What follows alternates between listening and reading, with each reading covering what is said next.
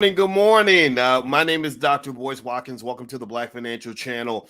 The stock market is pregnant. You might ask, well, what do you mean the stock market is pregnant? Are you being weird and freaky again? Not entirely. I'm going to break it down for you and explain to you why the stock market is pregnant and why you should be paying attention to the delivery room, which is in Jackson Hole, Wyoming. We're going to get started. Buckle up your seatbelt, hit the thumbs up button. We're starting on the Black Financial Channel right now.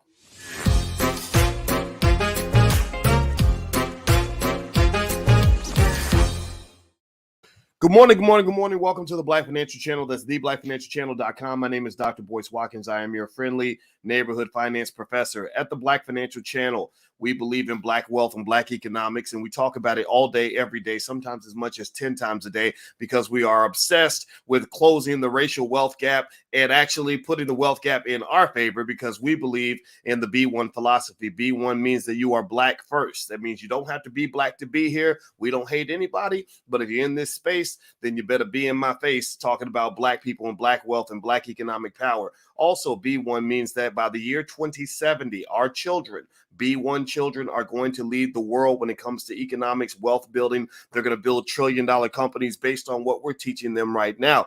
That's Project 2070. It's a 60-year plan. We are in year 10, and it is going extremely well. B1 also means that we understand we must be one in order to be successful. I think it was I want to say it was Amos, a brother named Amos. I can't remember the first and last name. I got to get back. It's just, let's go on, it's out of my head. But he said that the best way to destroy the Black community was to get the Black man and the Black woman to dislike each other. And some of y'all see this energy out here on the internet. You see Black men talking down on Black women. You see Black women talking down on Black men. And we don't believe in any of that, because we believe in building Black family. Why is that important? Well, because you can't point to any community on earth that has ever been able to become wealthy with broken families. So broke families usually lead to broke people. The easiest way to stay broke is to get addicted to two things or catch two viruses. One is called baby mama-itis. The other is called baby daddy-itis. If you get baby mama-itis, the child support courts are going to eat through your money. If you get baby daddy-itis, then you will find that it is very difficult for you to raise all them kids by yourself, because the average cost of raising a child to the age of 18 is $250,000. So if you got 4 kids, that's $1 million debt that you have. That's $1 million in student loans and baby loans that you probably can't repay. So I want you to kind of understand the connection. If you say, well, Dr. Boyce, why are you talking about relationships? You both talk about money. Well, you can't talk about money without talking about healthy relationships. If you have unhealthy relationships, then you're going to stay broke. So do you understand what I'm saying? Give me a yes in the chat, or put a B1 hashtag B1 in the chat if you understand what I'm saying. This is what was on my mind this morning, and that's why I took the conversation in that direction. So speaking of babies, mamas, and baby daddies, another thing that's pregnant right now is your stock market. The stock market is pregnant right now. You might say, Boyce, what are you talking about? That sounds so weird. Why would you say that? Are you just a freaky old man? Maybe I am, but this analogy is appropriate. The stock market is pregnant. And what does that mean? Well, pregnant means something's about to be born. That means something's about to go down, right? That means something is about to happen, and you don't know exactly what it is, but you know it's going to be something big. And right now, the market is pregnant with information. People are watching this weird place called Jackson Hole, Wyoming. Probably has a Black population of about 3. They probably got 3 Black people that have ever traveled through Jackson Hole at any point in their lives. Maybe I'm wrong. And then Jackson Hole, Wyoming, that's where the Federal Reserve is going to get together and have a meeting. Oh, well, it's going to be virtual this year because of the pandemic, but they have this meeting. And they talk about the economy. Now, the Federal Reserve is this group of people, mostly white, like kind of like everything else in America, I guess, all the halls of power. And they kind of get together and decide, what are we going to do? What's going to be our next move? And this is a really important meeting, particularly because people are not sure if the Fed is going to continue to prop up the economy, which really honestly translates into propping up the stock market, because they tend to support the rich more than everybody else. And they're going to make an announcement. Jay Powell's the chairman of the Fed is going to come out, and he's going to give a speech. And everyone's going to be listening. He's like E.F. Hutton. If anybody remember, anybody give me a yes if you remember E.F. Hutton. When E.F. Hutton talks, what happens? People listen, right? Remember that? Well, he's the E.F. Hutton of the economy.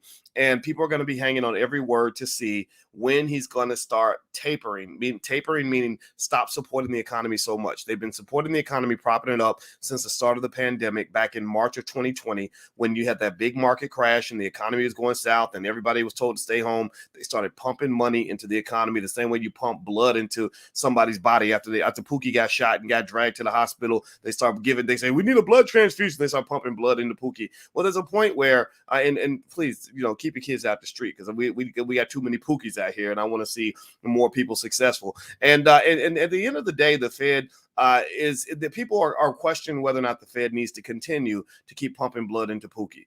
People are saying to the Fed, look, man, okay, slow down, partner. Like, it's good. Like, you've done enough. It's time to save something so that when we run into another real crisis, we'll be okay. And that's kind of something that people are not really sure about right now. So the Fed is pregnant. Who's the daddy? The daddy is Jay Powell. When Jay Powell talks, he's going to give birth to something, right? Or his conversation is going to give birth to something. When's the due date? The due date is Friday. So on Friday, the baby will be born. We don't know if it's going to be a pretty baby or ugly baby. We don't know if it's going to be a boy or a girl. We don't know if it's going to be healthy or unhealthy, but something could go down on Friday. Why does that matter? Well, I'll tell you in 1 second. And do me a favor, hit the thumbs up button, hit the thumbs up, share, subscribe button. Also, I want to remind you all, at the end of this conversation, I'll give you my stock pick of the day. I bought a stock this morning. I'll tell you about it. I'm not telling you what to do, but I am going to tell you what I just did and why I bought this particular company. Also, if you want to see all my stock picks, you can actually go to the blackstockmarketprogram.com. The first month is free. I have a ton of lectures, probably hundreds of lectures by now, that you can go through on all aspects of stock market investing. So if you really want to learn how to invest, you want to learn it well, go to the blackstockmarketprogram.com. The first month costs you $0.00, totally free. After that, you can join the club and be a part of the investment groups and everything else we have going on. I'll tell you more about that later. All right, hit the thumbs up button. Please hit the thumbs up button. So we've established that the stock market is pregnant. Something's going to be born. Also with the Fed, one thing that's interesting about the Fed is that they actually, it's fascinating that the Fed, they stepped in to save the economy, right? To boost the economy up. Well, some critics have logically argued that the Fed has actually increased inequality in America, because rather than propping up the economy at large, they really kind of just mainly propped up asset prices. So what effectively happened was when the Fed started just printing money like crazy, which is one of the reasons why I've been mentioning to you guys, I think investment in crypto and things like that, other assets to kind of, get away from the dollar could be beneficial to you. The problem with that is that what they've done is they boosted up housing prices to astronomical levels. A lot of poor people can't buy houses now. They boosted up the stock market so that people like you and I, all of you, most of you in here who are stock market investors already are going to be doing well. You're making money, right? Give me a yes in the chat if you've been doing well financially since March 2020. That literally one of the worst days of your life became the best day of your life, because maybe that was when you started investing. Give me a yes in the chat if you have seen that you've been able to make money in your sleep, whereas a lot of your friends can't make money till they can go back to work, right? That's why it was important to be an investor. So the people who got on that stock market train, are doing okay. Now, you got to be real careful, though, because there are a lot of experts who are predicting that this can't sustain itself and that you're going to get, you're going to see a pretty bad crash. When people compare the current market to the Great Depression, or they compare it to the market crash of 2000 or 2007, they pretty much see all the signs. All the signs are pointing to an absolute collapse. Now, why should you not be afraid of that? Well, because I told you the stock market always crashes. It always pulls back. There's always a bear market somewhere. And so what's eventually going to happen is that it's going to dip. And based on history, that dip is going to lead to a recovery. That's why when I mentioned when we had the first crash at the start of the pandemic, I said, I'm not telling you guys what to do, but I'm buying everything I can get my hands on. And you saw what happened in the following year. Everything was doubling and tripling. And companies like NVIDIA, Super Savage bought NVIDIA. I bought NVIDIA too. And believe me, my wife gave me extra kisses and baked me some chocolate chip cookies because ain't nothing that a black woman loves more than a black man who knows how to bring home the bacon. So I brought home the bacon. I didn't even have to go kill the pig. So ladies, get you a man that can bring home the bacon, but ain't got to work in the slaughterhouse. He knows how to be smart. Those are the best men in my view, but then I'm probably biased because that's my style. So anyway, let's keep going. So here's the thing with the Fed. The Fed is going to make an announcement. It's probably going to be pretty neutral. Jay Powell will do everything he can to avoid causing chaos. When previous Fed chairs have spoken and said even the littlest things, it's caused global markets to go crazy. So they're extremely careful, but something might slip and the market might interpret something, or they might actually go out of their way to release some information. If they do, and it causes the markets to dip, I see more downside than upside. I really don't see a rally coming out of the Fed's announcement. But then again, at the same time, market optimism is really high. Investors are trained to buy the dips. People just want stock. They want to believe stock prices are going to keep going up. So there could be a rally, but there could also be a major drop on Friday when he makes his announcement. Why do I mention that? Well, I mention that because I'm going to be watching real careful. And one thing I've been doing lately is I've been putting cash to the side.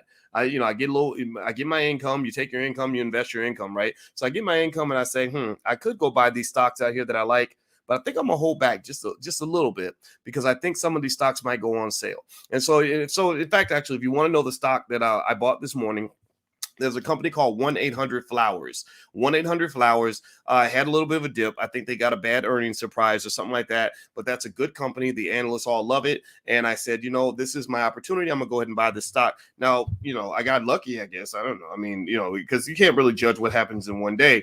But already this morning, the stock has already started moving up, I think. And so I actually made 5% this morning. So I didn't anticipate that. 5% in a day is kind of unbelievable. And it could pull back. But that was a move I made this morning. I still think it's a good company to own. I'm not telling you what to do, but that's just kind of what I did. And actually, if you want to see my other stock picks, you can actually go. If you log in at the blackstockmarketprogram.com, I have a section called What Dr. Boyce is Buying. And literally every single week for the students, I've listed about 5 or 6 stocks that I really, really like. Most of them have done extremely well, and it's based on research. So if you want to go log in at the blackstockmarketprogram.com, that's one benefit you get in addition to our class meetings on Tuesdays. Also, I want to remind you guys as well that tonight we're actually watching. You guys know we make movies. We make Black-owned movies because we believe Black people should own the movie industry. So, or at least a segment of it. So we started making films. We don't go get financing from anybody. We make these movies for Black people on Black issues, the things that Black people need. And so we're actually showing our film called Till Death Do Us Part, which is directed by Tierra KJ Williams out of LA. And this film, we've been working on this project for 2 years. She worked on it very, very hard through the pandemic. And what she found was 6 sturdy Black families where the couples have been married over 30 years. And this became a 6-week masterclass on how to build a strong family. I've told you guys over and over and over again that you cannot build wealth if you cannot maintain relationships. If you always fighting, you always going to stay broke. If you cannot get along, then you will not move along. So I hope that you understand why we are emphasizing the importance of having good relationships with each other. And there are books on this. There are blueprints on this. There's stuff out there. Don't try to do it yourself. Don't try to figure it out. Don't try to hope for the best. If you try to just figure it out, you'll be stupid like I was when I was young. And when I really could have just read a book, talk to a therapist, watch some videos, whatever. They didn't have YouTube back then, but you get the point. So get instruction, learn all the things you need to know in order for you to build the kind of unity that you need in order to be successful. So tonight at 8 p.m., we're going to watch the movie. It's blackmovienight.net. You can register there. You can watch it for free. We wanted you to see this film so bad that we said, look, if you come live, you can watch it for free. Now, if you watch it delayed, then there will be a fee because we got to raise money so we can make the next movie. But if you want to watch it free, we will be there tonight at blackmovienight.net. So make sure you register. Hit the thumbs up button, hit the thumbs up, share, subscribe button. Let me give you a couple little things I've noticed in the news lately. Let me sort of scroll through some headlines real quick. All right. So here's one thing. It looks like the Dow so far today has dropped about 100 points. Jobless claims are they said jobless claims hold around pandemic era low. So GDP has risen by 6.6%. So GDP is strong. Employment is pretty good. So there's really no reason for the Fed to keep on doing what they're doing. I know they're going to taper. The question is when. And also the interesting thing, like I said, is that I don't really know if they're really helping all Americans. One of the things that's really weird to me is how the Fed has kind of become yet another space where rich people are kind of being hooked up and taken care of, because what they're basically doing is they're pushing up the prices of assets to the point where nobody can afford to buy anything unless you are, part of that top 20, top 30% of Americans in terms of wealth. Now, a lot of you are in that category already. I congratulate you for that. But I really think that the Fed is not so beneficial right now at this point, because they're sort of spiking inflation, and I think it's going to cause some long-term problems. Also, there's some stuff going on in the Middle East right now with Kabul, the Kabul airport. Biden unfortunately, his team kind of messed that up. You're watching the fall of Saigon. If you don't know about the fall of Saigon, go look it up. The fall of Saigon was terrible.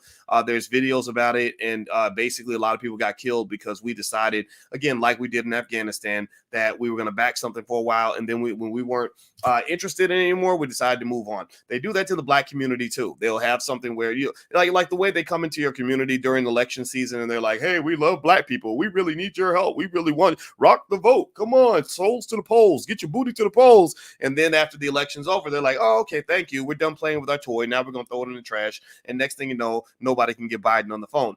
Dr. Claude Anderson, he's tried to present ideas to the Biden administration. They don't listen. Ice Cube was negotiating with Biden and Trump's teams. Biden doesn't call Ice Cube back because they don't need you anymore. When they don't need you anymore, they kind of walk away, right? I'm not being, overly political. I don't want to be overly political, but that's what it is, right? So Black people don't really have any friends economically. So I encourage you to really understand that when it comes to developing institutional wealth that you need to sustain your families and things like that, we must support our own institutions. Brother Nuri Muhammad from the Nation of Islam came on this channel not too long ago, and one of the things that he said that Jawanza Kunjufu did a study, and I met this brother not too long ago, maybe about 4 or 5 years ago, in Lexington, Kentucky, if I'm not mistaken.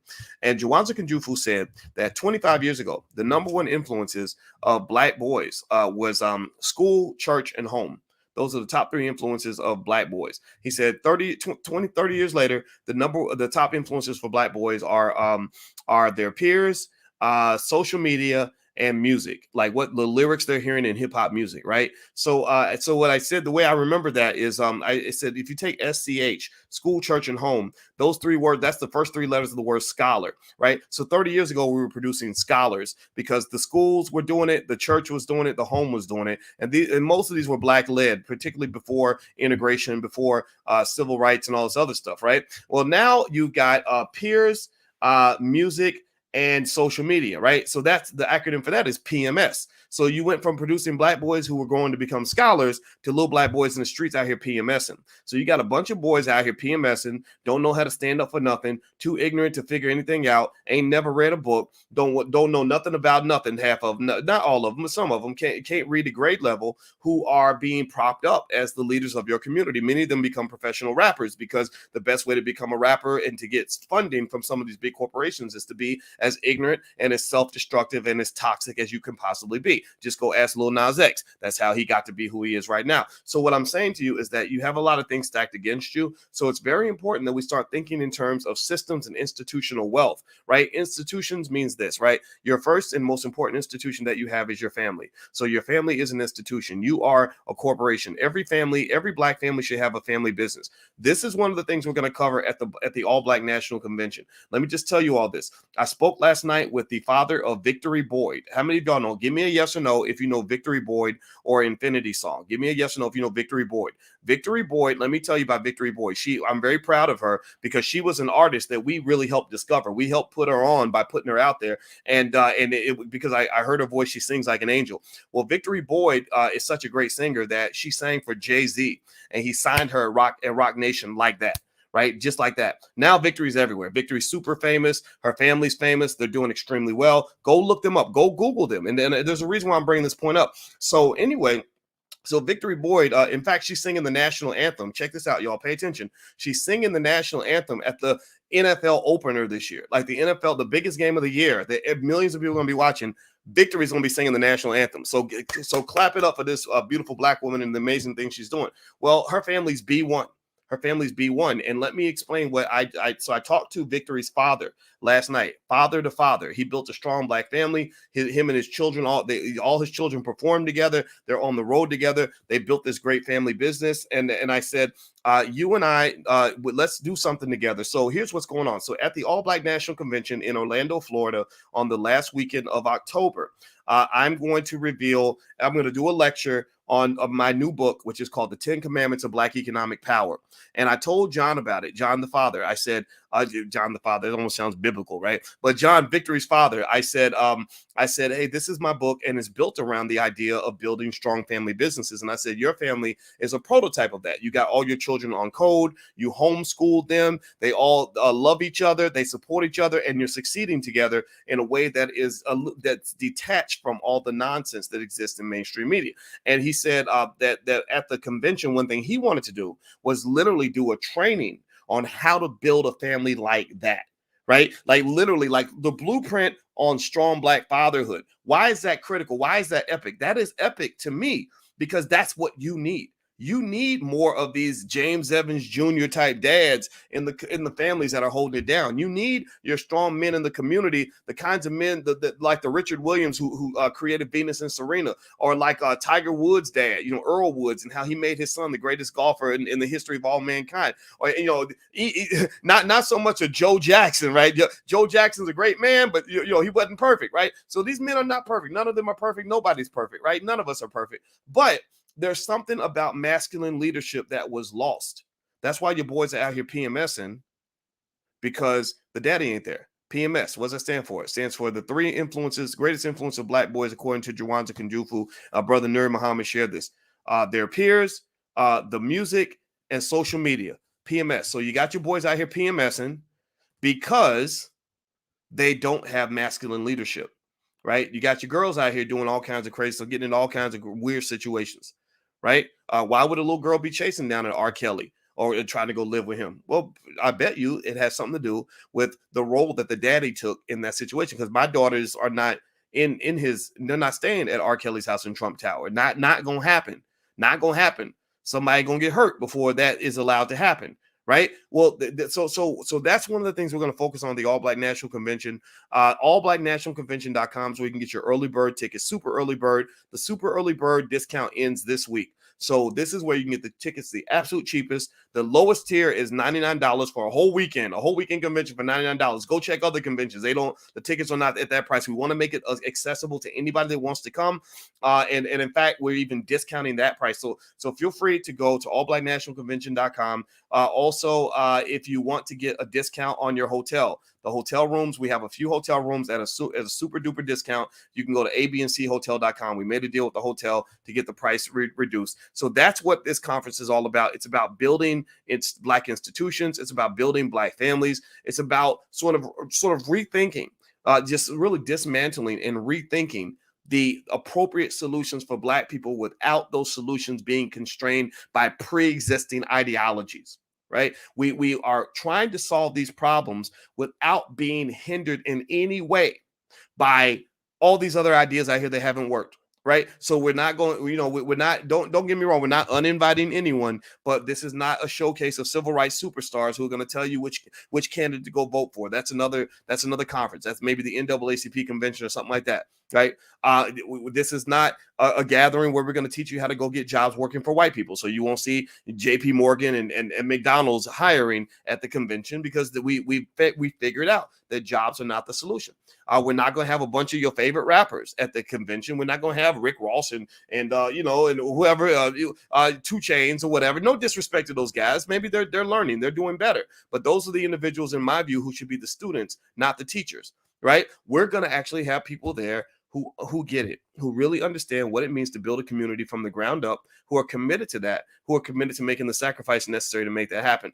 And that starts with the family. The family is the number one, the most important, the most significant institution in the Black community that you must rebuild. And if you don't have a good family, go find one. If you don't have a good family, go find people and add value to their lives and make them family. And then that becomes your economic family. So, because I understand some of y'all's relatives are trifling. Some of y'all's relatives ain't going to figure this out until the year 2090.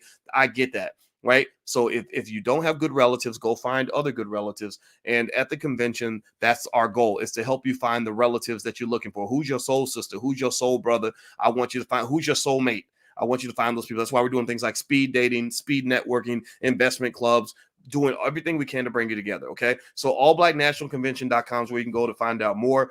That's pretty much it. Okay. So a couple more things I'll mention here is in terms of the market and things like that is it looks to me, let me see, what's some other interesting little factoids going on this week. Politico, it looks like Politico is being sold to a German publisher for $1 billion. That's very interesting. So you have a German publisher controlling American media. Huh. I wonder what kind of security interest or security issue that brings up. TikTok has changed its policies. Now cryptocurrency influencers are considering moving to rival platforms. So it looks like TikTok changed its policy on crypto. Let me just mention something about crypto. I'm becoming a bigger and bigger fan of crypto. I was already a big fan of crypto before this week. I already love crypto. I loved crypto last week. I love it more this week. And I love it. I'm going to love it more next year, I believe, because all indicators are pointing upward when it comes to crypto. So I'm not over betting on crypto, right? I don't believe you should go more than 5 or 10% of your portfolio on crypto. And I'm not talking about Dogecoin and Shiba Inu and all that. If you want to gamble on it, that's on you. But if you're talking about solid investments, every indicator tells me that big news is headed toward the crypto space. I believe that good things are going to happen with crypto. And actually, if you want to see the crypto that I own, I have a screenshot you can get access to at drboycecrypto.com. That's drboycecrypto.com. And we also have a crypto investing club in the Black Business School, which you can find at theblackcryptoclub.com. So the URL's right there on the screen. So feel free to go take a look. And it's free in the beginning, so you can actually try it out. And then there's a fee, but in the beginning, you can try it for free. Okay, guys. All right, I'm going to get out of here. I hope that this information was helpful to you. Give me a yes if you're going to keep this commitment. Let's make our quick commitment. We're going to put a little bit of money into our investments, something toward our future, something for our family, something put to the side right now. Give me a yes in the chat if you're going to invest in something today. What are you going to invest? If you ain't got money, you got to invest your time. If you ain't got time, then invest your love. If you ain't got love, then invest your passion. Invest something. What? Give me a yes if you're going to invest. Everybody give me a yes in the chat if you're going to invest. So give me a yes if you're going to invest. Let's make that public commitment right now, because people who invest in the present are the ones who control the future. Those who control the present are those who made investments in the past. You cannot have a harvest if you do not plant a seed. Your children are when you get older and your children are taking care of you, that is your harvest. That's because you planted a seed. I take care of my dad and my mom, and I would do anything for them financially or otherwise because they planted seeds in me. My father was not my biological father. He stepped in and took care of me when I was 3 and my real daddy wasn't around. Well, now that my father is older and he's tired and everything else, guess what? Son is on the phone saying, "Hey, Dad, what you need? What can I do for you?" Well, he wanted a car. I bought him a car, cash paid, no car note. He wanted to pay his house off. Well, we got that house paid off, right? That's what happens when you invest. You got to invest in your assets, but more importantly, you invest in your people. Your children are your multi-million-dollar assets. That's your big come up, is your family. Your big opportunity is the people around you. You are everything you need. You have everything you need. And don't you dare forget it. You do not need those people across the road in order for you to be successful. You are successful already. You have wealth around you already. You are swimming in abundance already. And I want you to see it and embrace it. And just give me a yes if you're going to invest, because I want you to invest in something that's going to make your life better and create a better life for those behind you. We're breaking cycles. We don't even acknowledge that nonsense. We're trying to grow. We're trying to build. We're trying to do better. And we're going to do that. Okay, guys? So that's it. That's what's on my mind today. And by the way, last night, thank you all for those of you who joined us last night for the book club.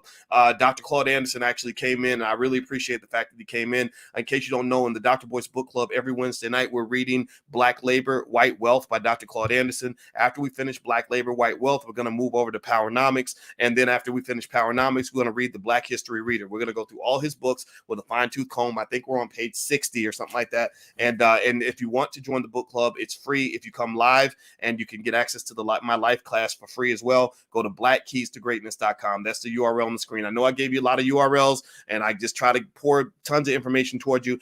This morning, I figured out, I put this on my Instagram, actually. My Instagram is The Real Boyce Watkins. And I put up on my Instagram because I just thought about that this morning. I noticed, I counted up the number of videos I've done in the last decade, and I couldn't believe it. I've done at least, this is a minimum, 17,595 videos like this. 17,595 videos like this. Can y'all, I think it's crazy, right? And now here's the thing though, right? Here's the thing. It's never been work for me. I'm super ecstatic. I was reflecting on the 20 years of since I got my PhD. I got my PhD, or actually, I started teaching at Syracuse University this month, exactly 20 years ago. Exactly 20 years ago, this month, I got my first job at Syracuse University. I was making $115,000 a year, which was big shit back then, and it's big money now, right? And I was a hot shot. You know, I was the only African American in the world to get a PhD in finance and all this other stuff. And I really had a path that I thought I was going to follow. And I'll be damned if God did not like throw a curveball and give me a whole different path.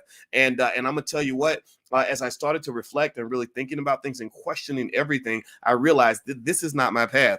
I said, this is my path over here. My path is not across town with white folks. My path is over here with black people. And so I diverted from that path. I left Syracuse and I've been, sitting in the black community and talking to you guys every single day. And it's never been like work. It's always been fun. It's always been a passion for me. And we've gotten 1 million of you to invest for the first time. And this is so rewarding. And so literally, I could literally croak at the end of this video. Like I could die right now. And believe me, if I went to heaven right now, I would be smiling because I would say, damn it, we did it. Like we did it. Like we've changed. Like with the blueprint has been changed. The culture has been shifted. The model has been elevated. Now there's millions of you that will be running with the baton after we're gone, right? And so the thing is, I'm really proud of that because I feel like we won a gold medal. Like I feel like we really have elevated our game, and we've done something the ancestors will be proud of and our children are going to be proud of. So I want you to hold your head up high and to just know that none of this could be done without you. And I appreciate you 100% because I really believe that we have changed the fucking world. So that's my 2 cents. Those are my thoughts for today. If I sound like a weirdo, it's because I am. And God bless you. If you could hit the thumbs up button, share, subscribe button on your way out, I would appreciate that. Please share this video if you can. We need your distribution. And I'm out of here, guys. Please have a good day. I'll check back in with you a little bit later if I see anything interesting going on in the markets. God bless you. Have a good day. Be great. Be black. Be strong. Be one. Love you. Peace.